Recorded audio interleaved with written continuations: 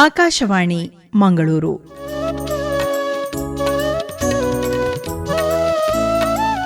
ಜಂಡು ಆಯುರ್ ಸಿಂಚನ ಪ್ರಾಯೋಜಿತ ಕಾರ್ಯಕ್ರಮ. ಇಂದಿನ ಆಯುರ್ ಸಿಂಚನ ಕಾರ್ಯಕ್ರಮದಲ್ಲಿ ಬೆನ್ನು ನೋವಿಗೆ ಆಯುರ್ವೇದ ಪರಿಹಾರ ಈ ವಿಷಯದ ಕುರಿತು ಉಡುಪಿ ಕುತ್ಪಾಡಿಯ ಎಸ್ಡಿಎಂ ಆಯುರ್ವೇದ ಕಾಲೇಜು ಆಸ್ಪತ್ರೆ ಹಾಗೂ ಸಂಶೋಧನಾ ಕೇಂದ್ರದ ಸಹ ಪ್ರಾಧ್ಯಾಪಕರಾದ ಡಾ ಯೋಗೀಶ್ ಆಚಾರ್ಯ ಅವರೊಂದಿಗೆ ಲತೀಶ್ ಪಾಲ್ದನೆ ಅವರು ನಡೆಸುವ ಸಂದರ್ಶನವನ್ನು ಕೇಳೋಣ. ಕೇಳುಗರೆ, ಕಾರ್ಯಕ್ರಮಕ್ಕೆ ಸ್ವಾಗತ. ಈಗ ನಮ್ಮ ಜೊತೆಗಿದ್ದಾರೆ ಡಾಕ್ಟರ್ ಯೋಗೀಶ್ ಆಚಾರ್ಯ, ಸಹ ಪ್ರಾಧ್ಯಾಪಕರು, ಸ್ವಸ್ಥ ವೃತ್ತ ಮತ್ತು ಯೋಗ ವಿಭಾಗ, ಎಸ್ಡಿಎಂ ಆಸ್ಪತ್ರೆ ಮತ್ತು ಸಂಶೋಧನಾ ಕೇಂದ್ರ, ಉಡುಪಿ. ಡಾಕ್ಟರ್, ಕಾರ್ಯಕ್ರಮಕ್ಕೆ ಸ್ವಾಗತ. ನಮಸ್ತೆ. ಡಾಕ್ಟರ್, ಈಗ ಈ ಸಾಮಾನ್ಯವಾಗಿ ಬೆನ್ನು ನೋವು ಅನ್ನುವಂಥದ್ದು ಇತ್ತೀಚೆಗೆ ಎಲ್ಲರಲ್ಲೂ ಕಂಡು ಬರ್ತಾ ಇದೆ ಅಂತ ಹೇಳ್ಬಹುದು. ಈ ಒಂದು ಬೆನ್ನು ನೋವು ಇದಕ್ಕೆ ನಾವು ಯಾಕೆ ಗಮನವನ್ನು ಹರಿಸಬೇಕು? ಇವತ್ತಿನ ಪರಿಸ್ಥಿತಿಯಲ್ಲಿ ಇದರ ಒಂದು ಪ್ರಾಮುಖ್ಯತೆ ಏನು? ಇದರ ಬಗ್ಗೆ ಮೊದಲು ನಮಗೆ ತಿಳಿಸಿ ಡಾಕ್ಟರ್. ಈಗಿನ ಈ ಒಂದು ಯಾಂತ್ರೀಕೃತ ಯುಗದಲ್ಲಿ ಪ್ರತಿಯೊಬ್ಬರಲ್ಲಿಯೂ ಕಾಣುವಂತಹ ಒಂದು ಪ್ರಮುಖವಾದಂತಹ ತೊಂದರೆ ಅಂತ ಹೇಳಿದ್ರೆ ಬೆನ್ನು ನೋವು. ಅದು ಸಣ್ಣ ಮಕ್ಕಳಿರ್ಬೋದು, ಅಥವಾ ಕೆಲಸಕ್ಕೆ ಹೋಗುವಂತಿರ್ಬೋದು, ಅಥವಾ ಹೆಂಗಸರು ಇರ್ಬೋದು, ಅಥವಾ ವಯಸ್ಸಾದವರು ಇರ್ಬೋದು. ಯಾರಲ್ಲಿಯೂ ಕೇಳಿದ್ರೆ ಒಂದು ತೊಂದರೆ ಏನು ಅಂತ ಹೇಳಿದ್ರೆ ಬೆನ್ನು ನೋವು ಉಂಟು ಅಂತ. ಹಾಗಾದ್ರೆ ಬೆನ್ನು ನೋವಿಗೆ ನಾವು ಯಾಕೆ ಅದನ್ನು ಗಮನ ಹರಿಸಬೇಕು ಅಂತ ಹೇಳಿದ್ರೆ, ನಾವು ಯಾವುದೇ ಒಂದು ಕೆಲಸವನ್ನ ಸರಿಯಾಗಿ ಮಾಡಬೇಕು ಅಂತ ಹೇಳಿದ್ರೆ ನಮ್ಮ ಬೆನ್ನು ಎನ್ನುವಂಥದ್ದು ಸಮರ್ಪಕವಾಗಿರಬೇಕು ಅಂತ. ಈಗ ಉದಾಹರಣೆಗೆ ಒಬ್ರು ಡ್ರೈವರ್ ಇರ್ತಾರಂತ ಮಾಡಿ, ಅವರು ಸರಿಯಾಗಿ ಅವರು ಕಾರನ್ನು ಚಲಾಯಿಸಬೇಕು ಅಂತ ಆದ್ರೆ ಬೆನ್ನು ಎನ್ನುವಂಥದ್ದು ಸರಿಯಾಗಿರಬೇಕು. ನೋವುಂಟು ಅಂತ ಹೇಳಿದ್ರೆ ಸರಿಯಾಗಿ ಮಾಡ್ಲಿಕ್ಕಾಗೋದಿಲ್ಲ ಅಂತ. ಅದೇ ರೀತಿ ಸಣ್ಣ ಮಕ್ಕಳಿಗೆ ಆಟ ಆಡುವವರು ಅಥವಾ ಓದುವ ಮಕ್ಕಳು ಏನಾಗ್ತದೆ ಹೇಳಿದ್ರೆ, ಸರಿಯಾಗಿ ಕೆಲವೊಮ್ಮೆ ಓದಲಿಕ್ಕೆ ಕುತ್ಕೊಳ್ತಾರೆ, ಬೆನ್ನು ನೋವು ಪ್ರಾರಂಭ ಆಗ್ತದೆ, ಅವರಿಗೆ ಓದಲಿಕ್ಕೆ ಆಗದೇ ಇರ್ತದೆ ಅಂತ ಹೇಳಿದ್ರೆ, ನಮ್ಮ ಯಾವುದೇ ಒಂದು ಕೆಲಸಗಳನ್ನ ನಾವು ಸರಿಯಾಗಿ ಮಾಡಬೇಕು ಅಂತ ಆದ್ರೆ ನಮ್ಮ ಬೆನ್ನಿನ ಆರೋಗ್ಯ ಬಹಳ ಮುಖ್ಯ. ಪ್ರತಿಶತವನ್ನ ನೋಡ್ತಾ ಹೋದ್ರೆ ಪ್ರತಿಯೊಬ್ಬರಲ್ಲಿಯೂ ಕೂಡ ಇದು ಅಧಿಕವಾಗಿ ಈಗೀಗ ಕಂಡು ಬರ್ತಾ ಇದೆ. ಮೊದಲಾದ್ರೆ ಅಷ್ಟರ ಪ್ರಮಾಣದಲ್ಲಿರಲಿಲ್ಲ. ಆದರೆ ಇತ್ತೀಚಿನ ದಿನಗಳಲ್ಲಿ ನಮ್ಮ ಜೀವನ ಶೈಲಿಯ ಬದಲಾವಣೆ ಇರಬಹುದು, ಅದರಿಂದಾಗಿ ಏನಾಗ್ತದೆ ಅಂತ ಹೇಳಿದ್ರೆ ಬೆನ್ನು ನೋವಿನ ಪ್ರಮಾಣ ಎನ್ನುವಂಥದ್ದು ಬಹಳ ಜಾಸ್ತಿ ಆಗ್ತಾ ಇದೆ. ಹಾಗಾಗಿ ನಾವು ಈಗಿನ ಕಾಲದಲ್ಲಿ ನಾವು ಏನು ಈಗ 21 ಸೆಂಚುರಿ ಅಂತ ಏನು ಹೇಳ್ತೇವೆ, ಅದರಲ್ಲಿ ಖಂಡಿತವಾಗಿಯೂ ಕೂಡ ನಾವು ಪ್ರತಿಯೊಬ್ಬರೂ ಕೂಡ ಬೆನ್ನು ನೋವಿನ ಬಗ್ಗೆ ಗಮನವನ್ನು ಹರಿಸಲೇಬೇಕಾಗಿದೆ ಅಂತ ನಾನು ಹೇಳಲಿಕ್ಕಾಗ್ತದೆ. ಈಗ ತಾವು ಹೇಳಿದ್ರೆ ಇತ್ತೀಚಿನ ಜೀವನ ಶೈಲಿಯಿಂದ ಈ ರೀತಿಯಾದಂತಹ ಸಮಸ್ಯೆಗಳು ಬರ್ತಾ ಇದೆ ಅಂತ ಹೇಳಿ. ಹೌದು. ನಿರ್ದಿಷ್ಟವಾಗಿ ಕಾರಣಗಳನ್ನು ಪಟ್ಟಿ ಮಾಡೋದಾದ್ರೆ ಯಾಕಾಗಿ ಈ ಬೆನ್ನು ನೋವು ಬರ್ತಾ ಇರುತ್ತೆ?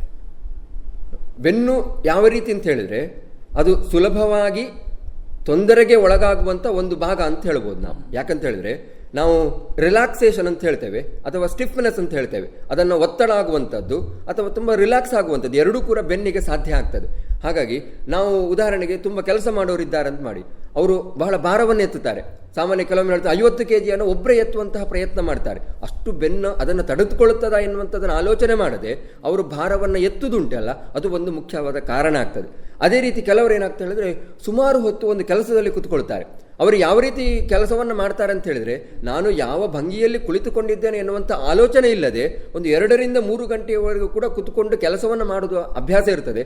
ಅವಾಗ ಏನಾಗ್ತದೆ, ನಾವು ಮೆಕ್ಯಾನಿಕಲ್ ಸ್ಟ್ರೈನಿಂಗ್ ಅಂತ ಹೇಳ್ತೇವೆ, ನಾವು ಒತ್ತಡ ಬೀಳ್ತದೆ ಬೆನ್ನಿನ ಮೇಲೆ. ಅದರಿಂದಲೂ ಕೂಡ ಬೆನ್ನು ನೋವು ಬರುವಂತಹ ಸಾಧ್ಯತೆಗಳಿದೆ. ಅದು 2ನೇ ಕಾರಣ.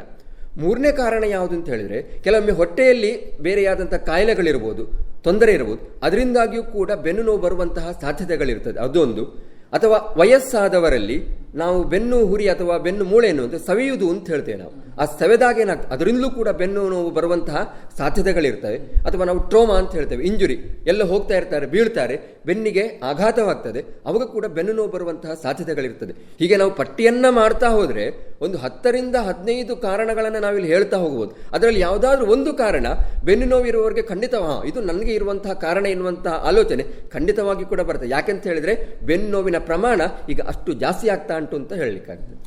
ಈಗ ತಾವು ಹೇಳಿದ್ರೆ ಬೇರೆ ಬೇರೆ ಕಾರಣಗಳಿಂದ ಬೆನ್ನು ನೋವು ಬರ್ತದೆ ಅಂತ. ಹೌದು. ಈಗ ಈ ಬೆನ್ನು ನೋವಿನ ಒಂದು ಲಕ್ಷಣಗಳು ಎಲ್ಲಾ ನೋವು ಅಂದ್ರೆ ಎಲ್ಲಾ ರೀತಿಯ ಕಾರಣಗಳಿಂದ ಆಗೋದ್ರಲ್ಲಿ ಒಂದೇ ರೀತಿ ಇರ್ತದ ಅಥವಾ ಇದರಲ್ಲಿ ಏನಾದ್ರೂ ವ್ಯತ್ಯಾಸಗಳಿರ್ತದೆ? ಹೇಗೆ? ಖಂಡಿತ ವ್ಯತ್ಯಾಸ ಇರ್ತದೆ. ಯಾಕಂತ ಹೇಳಿದ್ರೆ ನಾನು ಒಂದು ಕಾರಣ ಹೇಳಿದೆ, ಹೊಟ್ಟೆ ನೋವಿನಿಂದಾಗಿ ಬೆನ್ನು ನೋವು ಬರ್ತದೆ ಅಂತ ಹೇಳ್ತೇವೆ. ಅಂತ ಹೇಳಿದ್ರೆ ಉದಾಹರಣೆಗೆ ಕೆಲವರಿಗೆ ಹೊಟ್ಟೆಯಲ್ಲಿ ಹುಣ್ಣು ಇರ್ತದೆ ಅಂತ ಹೇಳ್ತೇವೆ. ಹೊಟ್ಟೆಯಲ್ಲಿ ಹುಣ್ಣು ಇದ್ದಾಗ ಕೂಡ ವಿಪರೀತವಾದಾಗ ಬೆನ್ನು ನೋವು ಬರ್ತದೆ ಅಂತ. ಅದು ಹೇಳಿದ್ರೆ ಬರೀ ಬೆನ್ನಿನಲ್ಲಿ ಮಾತ್ರ ನೋವು. ಅದು ಯಾವಾಗ ಜಾಸ್ತಿ ಆಗ್ತದೆ ಅಂತ ಹೇಳಿದ್ರೆ ಹೊಟ್ಟೆ ನೋವು ಬಂದಾಗ ಬೆನ್ನು ನೋವು ಬರ್ತದೆ. ನಾವು ಅದನ್ನು ರೆಫರ್ಡ್ ಪೇಯ್ನ್ ಅಂತ ಹೇಳ್ತೇವೆ ನಾವು. ಹೊಟ್ಟೆ ನೋವು ಬಂದಾಗ ಬೆನ್ನು ನೋವು ಬರುವಂತ ಅದು ಒಂದು. ಮತ್ತೊಂದು ಏನು ಹೇಳ್ತೇವೆ ನಾವು, ಭಾರವನ್ನ ಎತ್ತಿದಾಗ ಬೆನ್ನು ನೋವು ಬರುವಂತಹ ಸಾಧ್ಯತೆಗಳಿರ್ತದೆ ಅಂತ. ಅವಾಗ ಏನು ಹೇಳ್ತೇವೆ ನಾವು, 2 ಬೆನ್ನು ಮೂಳೆಯ ಮಧ್ಯದಲ್ಲಿ ನಾವು ಡಿಸ್ಕ್ ಅಂತ ಹೇಳ್ತೇವೆ. ಅದು ಬಹಳ ಸ್ಟಿಫ್ ಆಗಿರುತ್ತೆ. ನಮ್ಮ ಬೆನ್ನಿನ ಏನು ಮೂವ್ಮೆಂಟ್ ಏನಿದೆ ಅದಕ್ಕೆ ಬಹಳ ಪ್ರಾಮುಖ್ಯವಾದಂಥ ಅಂಶ. ಏನಾಗ್ತದೆ, ಒಮ್ಮೆ ನಾವು ಭಾರವನ್ನು ಎತ್ತಿದಾಗ ಅದನ್ನು ನಾವು ಜಾರುವಂತಹ ಸಾಧ್ಯತೆಗಳಿದೆ. ಜಾರಿದಾಗ ಏನಾಗ್ತದೆ ಅಂತ ಹೇಳಿದ್ರೆ ಆ ಒಂದು ಬೆನ್ನು ಹುರಿಯ ಎರಡು ಬದಿಯಲ್ಲಿ ಕಾಲಿಗೆ ಹೋಗುವಂಥ ನರಗಳೇನಿದೆ ಅವುಗಳ ಮೇಲೆ ಒತ್ತಡ ಬೀಳ್ತದೆ. ಹಾಗಾದರೆ ಈ ಸಮಯದಲ್ಲಿ ಏನಾಗುವುದು ಅಂತ ಹೇಳಿದ್ರೆ ಬೆನ್ನಿನಲ್ಲಿ ನೋವು ಮತ್ತು ಎಲ್ಲಿ ಆ ನರವು ಹೋಗ್ತದೋ ಅಲ್ಲೆಲ್ಲ ನೋವು ಹೋಗ್ತದೆ ಅಂತ ಹೇಳ್ತೇವೆ. ನಾವು ಅದನ್ನು ಕರೆಂಟ್ ಹೊಡೆದಾಗ ಆಗ್ತದೆ ಅಂತ ಹೇಳ್ತೇವೆ. ಸಾಮಾನ್ಯವಾಗಿ ನಮ್ಮ ಕ್ಲಿನಿಕ್ಕಿಗೆ ಯಾರಾದರೂ ರೋಗಿಗಳು ಬಂದರೆ ಬೆನ್ನು ನೋವು ನಾವು ಕೇಳ್ತೇವೆ, ನಿಮಗೆ ಕರೆಂಟ್ ಹೋದಾಗೆ ಬೆನ್ನಿನಿಂದ ಕಾಲಿಗೆ ನೋವು ಹೋಗ್ತದೆ ಕೇಳಿದರೆ ಅವ್ರು ಹೌದು ಅಂತ ಹೇಳ್ತಾರೆ. ಅಂತ ಹೇಳಿದರೆ ಆ ಏನು ಡಿಸ್ಕ್ ಜಾರುವುದರಿಂದಾಗಿ ಅದೇನು ಒತ್ತಡ ಉಂಟಾಗ್ತದೆ, ಅದರಿಂದಾಗಿ ಆ ನರ್ವ್ ರೂಟ್ ಅಂತ ಫುಲ್ ಹೇಳ್ತೇವೆ ನಾವು, ಅದರ ಸಂಪೂರ್ಣವಾದ ಕೋರ್ಸ್ ಏನಿದೆ ಅದರಲ್ಲಿ ನೋವು ಬರ್ತದೆ ಅಂತ ಹೇಳಿದರೆ ಬೆನ್ನು ನೋವು ಒಂದು ಲಕ್ಷಣ, ಬೆನ್ನಿನಿಂದ ಕಾಲಿಗೆ ಬರುವಂಥದ್ದು ಇನ್ನೊಂದು ಲಕ್ಷಣ. ಅದೇ ರೀತಿ ಅಂತ ಹೇಳ್ತಾರೆ ಜುಮ್ ಆಗ್ತದೆ ಅಂತ ಹೇಳ್ತಾರೆ. ಕೆಲವರು ಹೇಳ್ತಾರೆ ನನಗೆ ಏನಾಗ್ತದೆ ಕಾಲಲ್ಲಿ ಇರುವೆ ಹರಿದಾಗೆ ಆಗ್ತದೆ ಅಂತ ಹೇಳ್ತಾರೆ. ನಾವು ಅದನ್ನು ಟಿಂಗ್ಲಿಂಗ್ ಸೆನ್ಸೇಷನ್, ಅದು ಕೂಡ ಇನ್ನೊಂದು ಕಾರಣ. ಇನ್ನೊಂದು ಲಕ್ಷಣ ಏನಂತ ಹೇಳಿದ್ರೆ ನನಗೆ ನಡೆಯುವಾಗ ಕಾಲು ಭಾರ ಆಗ್ತದೆ ಅಂತ, ಅಂದರೆ ಹೇಳಿದ್ರೆ ಹೆವಿನೆಸ್ ಅಂತ ಹೇಳ್ತಾರೆ. ಭಾರವಾಗುವುದು ಕೂಡ ಅದು ಒಂದು ಮತ್ತೊಂದು ಕಾರಣ. ಅದೇ ರೀತಿ ಬಹಳ ವಿಪರೀತವಾಗಿ ತೊಂದರೆ ಆಯಿತು ಅಂತ ಹೇಳಿದ್ರೆ ಕೆಲವರಿಗೆ ಹೇಳ್ತಾರೆ ನಾನು ನಡೆಯುವಾಗ ನಾನು ಹಾಕಿದ ಚಪ್ಪಲಿ ನನ್ನ ಕಾಲಿನಲ್ಲಿ ನಿಲ್ಲುವುದಿಲ್ಲ ಅಂತ ಹೇಳ್ತಾರೆ. ನಾವು ಅದನ್ನು ಮೆಡಿಕಲ್ ಟರ್ಮಿನಾಲಜಿಯಲ್ಲಿ ಹೇಳುವುದಾದ್ರೆ ನಾವು ಅದನ್ನು ಫುಡ್ ಡ್ರಾಪ್ ಅಂತ ಹೇಳ್ತೇವೆ. ಅದು ಕೂಡ ಯಾವಾಗ ಹೇಳ್ತಾರೆ ಈ ಬೆನ್ನು ನೋವಿನ ತೊಂದರೆಯಿಂದಾಗಿ ಬರುವಂತಹ ಲಕ್ಷಣಗಳು. ಅದೇ ರೀತಿ ಮತ್ತು ವಿಪರೀತವಾಗಿ ಅದು ಹೇಳಿದ್ರೆ ಬಿಸಿ ನೀರು ಮತ್ತು ತಣ್ಣೀರು ಕಾಲಿಗೆ ಬಿದ್ದರೆ ಅದನ್ನು ಡಿಫರೆನ್ಷಿಯೇಟ್ ವ್ಯತ್ಯಾಸ ಮಾಡುವಂಥದ್ದು ಕೂಡ ಆಗದೇ ಇರುವುದು. ಅದು ಪ್ರಾರಂಭದಲ್ಲಿ ಅಲ್ಲ, ನಾವು ಬೆನ್ನು ನೋವು ಬಂದು ಅದನ್ನು ನಿರ್ಲಕ್ಷ್ಯ ಮಾಡ್ತಾ ಹೋದರೆ ಈ ಎಲ್ಲ ನಾನು ಹೇಳಿದ ಏನೊಂದು ಲಕ್ಷಣಗಳಿದೆ ಅದು ಒಂದಾದ ನಂತರ ಬರಬಹುದು ಅಥವಾ ಒಟ್ಟಿಗೆಯೂ ಬರಬಹುದು. ಆದರೆ ಏನು ಬಿಸಿ ನೀರು ಅಥವಾ ಚಪ್ಪೆ ನೀರು ಬಿದ್ದಾಗ ಗೊತ್ತಾಗದೇ ಇರುವಂಥ ಏನೊಂದು ಇದೆಯಲ್ಲ ಅದು ನಾವು ನಿರ್ಲಕ್ಷ್ಯ ಮಾಡಿದಾಗ ಆಗುವಂತಹ ತೊಂದರೆಗಳು ಅಂತ ಹೇಳಿದ್ರೆ ನಾವೀಗ ಪಟ್ಟಿ ಮಾಡುವುದು ಅಂತಾದರೆ ಲಕ್ಷಣಗಳು, ಒಂದು ಬೆನ್ನು ನೋವು, ಬೆನ್ನಿನಲ್ಲಿ ಮಾತ್ರ ನೋವು. ಎರಡನೇದೇನು ಹೇಳಿದ್ರೆ ಬೆನ್ನಿನಿಂದ ಕಾಲಿಗೆ ಬರುವ ನೋವು, ಅದು ಎರಡು ಕಾಲಿಗೂ ಬರ್ಬೋದು, ಒಂದು ಕಾಲಿಗೆ ಅಥವಾ ಬಲ ಕಾಲಿಗೆ ಅಥವಾ ಎಡ ಕಾಲಿಗೂ ಬರುವಂತಹ ಸಾಧ್ಯತೆಗಳು, ಅದು ಎರಡನೇದು. ಮೂರನೇದು ಯಾವುದು ಅಂತ ಹೇಳಿದ್ರೆ ಹೆವಿನೆಸ್ ಅಂತ ಹೇಳ್ತೇವೆ ನಾವು, ಭಾರವಾಗುವಂಥದ್ದು ಇರಬಹುದು, ಅಥವಾ ನಾವು ಜುಮ್ ಅಂತ ಹೇಳ್ತೇವೆ ಟಿಂಗ್ಲಿಂಗ್ ಸೆನ್ಸೇಷನ್ ಅಂತ ಹೇಳಿದ್ರೆ ಅದು ಇರಬಹುದು, ಅಥವಾ ಫುಡ್ ಡ್ರಾಪ್ ಅಂತೇಳಿ ಚಪ್ಪಲಿ ಹಾಕಿದರೆ ಚಪ್ಪಲಿ ಜಾರಿ ಹೋಗುವಂಥದ್ದು ಅಥವಾ ನಡಿಲಿಕ್ಕೆ ಆಗದೇ ಇರುವಂಥ ಸಾಧ್ಯತೆಗಳು ಇರುತ್ತದೆ. ಅದೇ ರೀತಿ ಇನ್ನೊಂದು ಯಾವುದು ಅಂತ ಹೇಳಿದರೆ ಬಿಸಿ ನೀರು ಮತ್ತು ಚಪ್ಪೆ ನೀರು ಬೀಳುವಾಗ ಅದನ್ನು ವ್ಯತ್ಯಾಸ ಮಾಡಲಿಕ್ಕೆ ಆಗದೇ ಇರುವಂಥ ಲಕ್ಷಣಗಳು. ಇವುಗಳನ್ನು ನಾವು ಸಾಮಾನ್ಯವಾಗಿ ಬೆನ್ನು ನೋವಿಂದಾಗಿ ಬರುವಂತಹ ಲಕ್ಷಣಗಳು ಅಂತ ಹೇಳ್ಬೋದು ನಾವು. ಈಗ ನಾವು ಇದರ ಚಿಕಿತ್ಸೆಯ ಬಗ್ಗೆ ಮಾತಾಡೋದಕ್ಕಿಂತ ಮುಂಚೆ ಈ ಒಂದು ಬೆನ್ನು ನೋವನ್ನ ತಡೆಗಟ್ಟಲಿಕ್ಕೆ ಸಾಧ್ಯ ಇದೆಯಾ? ಖಂಡಿತವಾಗಿ ಕೂಡ ಇದೆ. ನಾವು ಆಯುರ್ವೇದದಲ್ಲಿ ಏನು ಹೇಳ್ತೇವೆ ಅಂತ ಹೇಳಿದ್ರೆ ನಿಧಾನಸ್ಯ ಪರಿವರ್ಜನ ಅಂತ ಹೇಳ್ತೇವೆ ನಾವು. ನಿಧಾನ ಅಂತ ಹೇಳಿದ್ರೆ ಯಾವ ಕಾಯಿಲೆಗಳಿಗೆ ಯಾವುದು ಕಾರಣವೋ ಅದನ್ನು ನಾವು ನಿಧಾನ ಅಂತ ಹೇಳ್ತೇವೆ. ಅಂತ ಹೇಳಿದ್ರೆ ಕಾರಣ. ಹಾಗಾದ್ರೆ ನಾವು ಬೆನ್ನು ನೋವನ್ನು ನಿಯಂತ್ರಣ ಮಾಡಬೇಕು ಅಂತ ಹೇಳಿದ್ರೆ, ತಡೆಗಟ್ಟಬೇಕು ಅಂತ ಹೇಳಿದ್ರೆ ಆ ನಿಧಾನಗಳನ್ನು ನಾವು ಆದಷ್ಟು ಕಡಿಮೆ ಮಾಡಬೇಕು ಅಂತ. ಉದಾಹರಣೆಗೆ ನಾವು ಹೇಳ್ತೇವೆ, ಪೇಷಂಟ್ ಬರ್ತಾರೆ ಕ್ಲಿನಿಕ್ ಆಸ್ಪತ್ರೆಗೆ ಬರ್ತಾರೆ, ನಾವೇನು ಮಾಡ್ಬೋದು ಅಂತ ಕೇಳ್ತೇವೆ. ನಾವು ಮೊದಲಿಗೆ ಕೇಳ್ತೇವೆ ನೀವು ಏನು ಕೆಲಸವನ್ನು ಮಾಡ್ತೀರಿ ಅಂತ. ಅವ್ರು ಹೇಳ್ತಾರೆ ನಾವು ಭಾರವನ್ನು ಎತ್ತುತ್ತೇವೆ, ಅಥವಾ ಅವರು ಸಾಮಾನ್ಯವಾಗಿ ಈ ಕೋಸ್ಟಲ್ ಬೆಲ್ಟ್ ಅನ್ನು ಹೇಳಿದ್ರೆ ಈ ಮತ್ಸ್ಯೋದ್ಯಮ ಅಂತ ಹೇಳ್ತೇವೆ, ಅದರಲ್ಲಿ ಏನು ಮಾಡ್ತಾ ಇರ್ತಾರೆ, ಬೋಟಲ್ಲಿ ಹೋಗ್ತಾರೆ, ಬಲೆಯನ್ನು ಹಾಕಿ ಎಳಿತಾರೆ. ಆ ಬಲೆಯನ್ನು ಹಾಕಿ ಎಳೆಯುವಾಗ ಏನಿದೆ ಅದು ಪ್ರೆಷರ್ ತುಂಬ ಬೀಳ್ತದೆ ಬೆನ್ನಿಗೆ, ಅದರಿಂದಾಗಿ ನೋವು ಜಾಸ್ತಿ ಆಗ್ತದೆ. ನಾವು ಮೊದಲು ಕೇಳ್ತೇವೆ ನೀವು ಏನು ಕೆಲಸವನ್ನು ಮಾಡ್ತೀರಿ, ಯಾವ ರೀತಿ ಮಾಡ್ತೀರಿ ಅಂತ ಕೇಳಿ ತದನಂತರದಲ್ಲಿ ನಾವು ಏನು ಹೇಳ್ತೇವೆ ಹೇಳಿದ್ರೆ ನೀವು ಆದಷ್ಟು ನಿಮ್ಮ ಬೆನ್ನಿಗೆ ಸಪೋರ್ಟ್ ಕೊಟ್ಟು ಕೆಲಸ ಮಾಡಿ ಅಂತ. ಅವ್ರು ಕೇಳ್ತಾರೆ ಹೇಗೆ ಮಾಡೋದು ಅಂತ ಹೇಳಿದ್ರೆ ಒಬ್ಬರೇ 50 kg ಎತ್ತುವ ಬದಲಿಗೆ ಇನ್ನೊಬ್ಬರ ಸಹಕಾರದಿಂದ ಎತ್ತಿದರೆ ಅವಾಗ ನಿಮ್ಮ ಬೆನ್ನಿಗೆ ವರ್ಕ್ ಲೋಡ್ ಎನ್ನುವಂಥದ್ದು ಕಮ್ಮಿ ಆಗ್ತದೆ ಅಂತ ಹೇಳ್ತೇವೆ. ಮತ್ತೊಂದು ಸಾಮಾನ್ಯವಾಗಿ ಏನು ಮಾಡ್ತಾರೆ, ಭಾರವನ್ನು ಎತ್ತುವಾಗ ಗೊತ್ತಿರ್ಬೋದು ಬೆನ್ನನ್ನು ಬಗ್ಸಿ ಎತ್ತುತ್ತಾರೆ, ಅವಾಗ ಸಂಪೂರ್ಣವಾಗಿ ಏನು ಅದರ ಇಫೆಕ್ಟ್ ಏನಿದೆ ಅದು ಬೆನ್ನಿಗೆ ಬೀಳ್ತದೆ. ನಾವು ಸಾಮಾನ್ಯವಾಗಿ ಹೇಳ್ತೇವೆ ನೀವು ಸ್ವಲ್ಪ ಕೂತು ತದನಂತರದಲ್ಲಿ ಎತ್ತಿ ಅಂತ, ಅವಾಗ ಬೆನ್ನಿಗೆ ಅಷ್ಟು ಪ್ರಮಾಣದಲ್ಲಿ ಇಫೆಕ್ಟ್ ಬೀಳುವುದಿಲ್ಲ ಅಂತ. ಅದು ಒಂದು ರೀತಿಯಲ್ಲಿ ತಡೆಗಟ್ಟುವಂಥದ್ದು. ಇನ್ನೊಂದು ಕಾರಣ ಬೆನ್ನು ನೋವಿಗೆ ನಾನು ಹೇಳಿದ್ರೆ ಸರಿಯಾದ ರೀತಿಯಲ್ಲಿ ಕುಳಿತುಕೊಳ್ಳದೇ ಇರುವಂಥದ್ದು ಅಂತ. 10 ನಿಮಿಷ 20 ನಿಮಿಷ ಕುಳಿತುಕೊಳ್ಳುವಂಥದ್ದು ಅಷ್ಟು ನಿಮಗೆ ಬೆನ್ನಿನಿಗೆ ಪ್ರಾಮುಖ್ಯವಾಗಿ ಬೀಳುವುದಿಲ್ಲ. ಆದರೆ ಕೆಲವೊಮ್ಮೆ ಏನು ಮಾಡ್ತಾರೆ 3 ಗಂಟೆ 4 ಗಂಟೆಯೂ ಕೂಡ ಒಂದು ಕೆಲಸದ ಒತ್ತಡ ಇರುವಾಗ, ಅವರಿಗೆ ಅಲ್ಲಿಂದ ಹೋಗ್ಲಿಕ್ಕೂ ಕೂಡ ಸಮಯ ಇಲ್ಲದೆ ಇರುವಾಗ ನಾವು ಮೆಕ್ಯಾನಿಕಲ್ ಸ್ಟ್ರೈನ್ ಅಂತ ಹೇಳ್ತೇವೆ. ಹಾಗಾಗಿ ನಾವು ಹೇಳುವಂತ ಹೇಳಿದ್ರೆ ನೀವು ಸರಿಯಾದ ರೀತಿಯಲ್ಲಿ ಕುಳಿತುಕೊಳ್ಳಿ ಅಂತ. ಕೆಲವರು ಏನು ಮಾಡ್ತಾ ಹೇಳಿದ್ರೆ ಅವರಿಗೆ ಕೆಲಸ ಮಾಡಲಿಕ್ಕೆ ಸುಲಭವಾಗಿ ಯಾವ ರೀತಿ ಬೇಕೋ ಅದಕ್ಕೆ ಅಡ್ಜಸ್ಟ್ ಮಾಡಿಕೊಂಡು ಅವರು ಅವರ ಕೆಲಸವನ್ನ ಕೂತ್ಕೊಂಡು ಕೆಲಸ ಮಾಡ್ತಾರೆ. ಅದರಿಂದ ಕೂಡ ಮೆಕ್ಯಾನಿಕಲ್ ಸ್ಟ್ರೈನಿಂಗ್ ಅಂತ ಹೇಳಿ ಅದರಿಂದ ಕೂಡ ತೊಂದರೆ ಆಗ್ತದೆ. ಹಾಗಾಗಿ ನೀವು ಅದನ್ನು ಸರಿ ಮಾಡಿ ಅಂತ. ಕೆಲವರು ಹೇಳ್ತಾರೆ ಕುರ್ಚಿ ಏನು ಹೇಳ್ತಾರೆ ಮೂವ್ ಆಗುವಂತಹ ಕುರ್ಚಿ ತಗೊಳ್ತಾರೆ, ಅದರಿಂದ ಕೂಡ ಬೆನ್ನು ನೋವು. ಹಾಗಾಗಿ ಅವುಗಳನ್ನು ಸರಿ ಮಾಡಿ ಅಂತ ಹೇಳ್ತಾರೆ. ಎರಡನೇದು. ಮೂರನೇದು ಮಕ್ಕಳಲ್ಲಿ ಬೆನ್ನು ನೋವು ಬರ್ತದೆ, ವಿಪರೀತವಾಗಿ ಆಟ ಆಡುವಂಥದ್ದು ಮಕ್ಕಳು, ಆಮೇಲೆ ರೆಸ್ಟ್ ಮಾಡದೇ ಇರುವಂಥದ್ದು. ಹಾಗಾಗಿ ನಾವೇನು ಹೇಳಿದ್ರೆ ನೀವು ಎಷ್ಟು ಆಟವಾಡ್ತೀರೋ ಅದಕ್ಕೆ ಸರಿಯಾಗಿ ಸ್ವಲ್ಪ ಪ್ರಮಾಣದ ವಿಶ್ರಾಮವನ್ನು ಮಾಡಬೇಕು, ಇಲ್ಲ ಇರೋದು ಬೆನ್ನಿಗೆ ಪೆಟ್ಟು ಬೀಳ್ತದೆ ಅಂತ ಹೇಳ್ತೇವೆ ನಾವು. ಮತ್ತೆ ಇನ್ನೊಂದು, ಸುಮಾರು ಉದ್ದದವರೆಗೆ ವಾಹನಗಳನ್ನು ಚಲಾಯಿಸಿಕೊಂಡು ಹೋಗುವಂಥದ್ದು. ನಾನು ಒಂದು ಸಣ್ಣ ಉದಾಹರಣೆ ಹೇಳ್ತೇನೆ. ಇಲ್ಲಿ ಒಂದು ಪೇಷಂಟ್ ಬಂದಿದ್ರು, ಅವರು ಹೇಳಿದ್ರೆ ಕಾರು ಚಾಲಕ, ಅವನಿಗೆ ವಿಪರೀತವಾದಂತಹ ಬೆನ್ನು ನಾವು ಎಲ್ಲ ಕಾರಣಗಳನ್ನು ಕೇಳಿತ್ತು, ಯಾವುದನ್ನು ಕೇಳಿದ್ರು ಇಲ್ಲ, ಸಮರ್ಪಕವಾಗಿದೆ. ಮತ್ತೆ ಕೊನೆಯಲ್ಲಿ ಕೇಳಿದ್ದೇನೆ ಅಂತ ಹೇಳಿದ್ರೆ ನೀವು ಕಾರ್ ಬಿಡ್ತೀರಿ, ಹೌದು, ಎಷ್ಟು ಸಮಯ ಬಿಡ್ತೀರಿ, ಒಂದು 4 ಗಂಟೆವರೆಗೆ ಬಿಡ್ತೀನಿ ಅಂತ ಹೇಳಿದ್ರು. ಮತ್ತೆ ಎಲ್ಲವನ್ನು ಕೇಳಿದಾಗ ಅವರದ್ದು ಕ್ಲಚ್ ಏನಿದೆ ಅದು ಬಹಳ ಟೈಟ್ ಇದೆ. ಅವ್ರು ಏನು ಮಾಡ್ತಾರೆ ಅಂದರೆ ಬಹಳ ಒತ್ತುವಂಥದ್ದು, ಅಂದರೆ ಕಳಚನ್ನು ಬಹಳ ಒತ್ತುವಂಥದ್ದು. ಏನಾಗ್ತದೆ ಆವಾಗ ಪ್ರೆಷರ್ ಎನ್ನುವಂಥದ್ದು ಬೆನ್ನಿಗೆ ಬೀಳುತ್ತೆ. ಅಂತ ಹೇಳಿದ್ರೆ ನಾವು ಯಾವುದೇ ಒಂದು ರೋಗಿ ಬಂದಾಗ ಸಂಪೂರ್ಣ ಮಾಹಿತಿಯನ್ನು ಪಡೆದುಕೊಳ್ಳದೆ ನಾವು ತಡೆಗಟ್ಟುವ ವಿಧಾನವನ್ನು ಖಂಡಿತವಾಗಿ ಕೂಡ ಹೇಳಲಿಕ್ಕಾಗೋದಿಲ್ಲ. ಹಾಗಾಗಿ ವೈದ್ಯರಲ್ಲಿ ಒಬ್ಬರು ರೋಗಿ ಬಂದಾಗ ಬೆನ್ನು ಅಂತ ಹೇಳಿದ್ರೆ ನಾವೇನು ಮಾಡ್ತೇವೆ ಹೇಳಿದ್ರೆ ಸಂಪೂರ್ಣವಾದ ಮಾಹಿತಿಯನ್ನು ಕಲೆ ಹಾಕಿ ಅದರೊಂದಿಗೆ ಹಾಗಾದರೆ ಇದನ್ನು ನೀವು ಬಿಡಬೇಕು ಎನ್ನುವಂಥದ್ದನ್ನು ನಾವು ಹೇಳ್ತೇವೆ. ನನ್ನ ಮಾತೇನಂತ ಹೇಳಿದ್ರೆ ಬೆನ್ನು ನೋವು ಬಂದಾಗ ಮನೆಯಲ್ಲೇ ನೀವು ಔಷಧವನ್ನು ಮಾಡಬೇಡಿ. ಯಾಕಂತ ಹೇಳಿದ್ರೆ ಅದು ಯಾಕೆ ಆಗ್ತದೆ ಎನ್ನುವಂಥದ್ದನ್ನು ಅರಿಯುವಂಥದ್ದು ಎಲ್ಲಿ ಹೇಳಿದ್ರೆ ವೈದ್ಯರು. ಹಾಗಾಗಿ ವೈದ್ಯರನ್ನು ಭೇಟಿಯಾಗಿ ಅವರು ಅದನ್ನು ಕೂಲಂಕುಷವಾಗಿ ಸರಿಯಾದ ರೀತಿಯಲ್ಲಿ ಪರೀಕ್ಷೆಯನ್ನು ಮಾಡಿ ಇದನ್ನು ಬಿಡಬೇಕೆನ್ನುವಂಥದ್ದು ಹೇಳ್ತಾರೆ. ಹಾಗಾಗಿ ಅದನ್ನು ನಾವು ಫಾಲೋ ಮಾಡುವಂಥದ್ದು ಬಹಳ ಅಗತ್ಯ.